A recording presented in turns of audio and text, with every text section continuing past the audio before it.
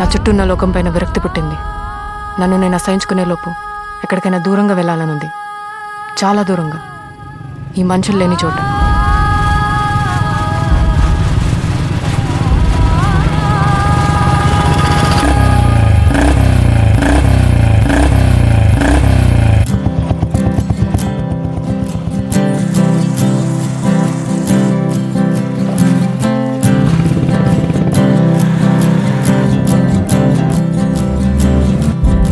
మన పేరెంట్స్ మనని చదివించేది మనం బాగుపడడం కోసం కాదు, రేపు గొప్పింటి సంబంధం రావడానికి.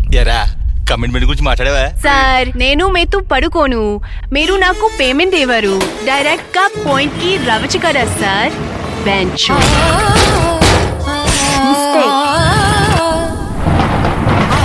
నేను సిగరెట్ తాగుతాను, మందు కొడతాను, ఇప్పుడు బ్రేకప్లో ఉన్నాను. అలా అని చెప్పి నీతో ఈజీగా పడుకుంటానని ఎక్స్పెక్ట్ చేయకు. ఎదగాలి అంతే ఇలానే ఎదగాల. అసలు ఏమనుకుంటున్నావు నువ్వు? అయ్యో మ్యారేజ్ ఎక్కడ తీసుకొచ్చినావు రమేష్? డ్రెస్ కొంచెం కిందికి అమ్మా.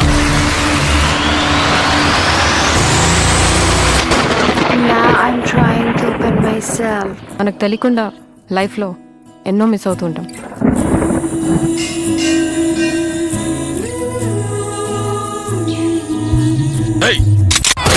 I like it.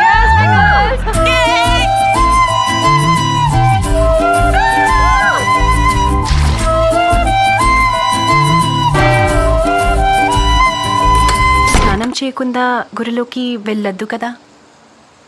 పరమ పాపాలు చేసేస్తారు జనాలు. ఇదంతా